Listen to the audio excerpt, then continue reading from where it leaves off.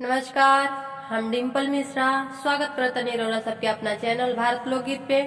आज हम आप सब खातिर एगो अच्छा सा प्यारा सा शिव जी के गीत लेके आयल बनी। आप सब ये गीत सुनी। अगर ये गीत पसंद आए तो लाइक सब्सक्राइब शेयर करें और कमेंट करके बताएं कि ये गीत आप सबके कैसन लागल है।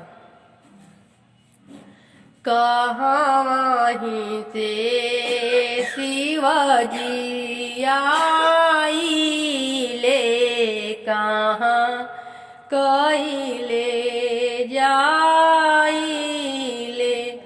ए कहाँ में परेला पालान, त कहाँ शिव के आसन,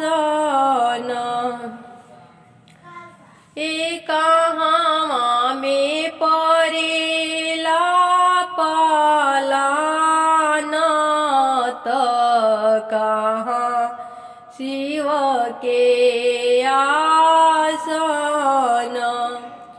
पश्चिम से शिवजी आइले, पूर्व कइले जाइले,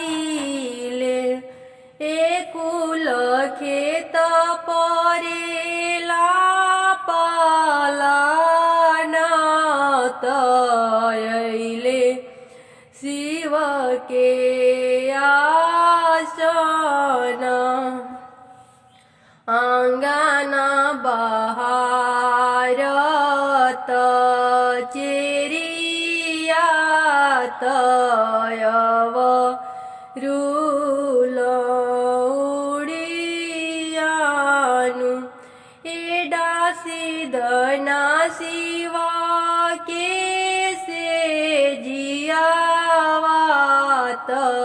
शिव निनिया सोवसी, चेरिया के हाथ चेरियाईनी, औरु चेरियाईनी, ए कहाँ बाड़ी गौरा हमारत, शिव से जिया डास हमारा त 1.25 लाख भैया बड़े सवैया, लाख भतीजवा बाड़े, ए सोनाही के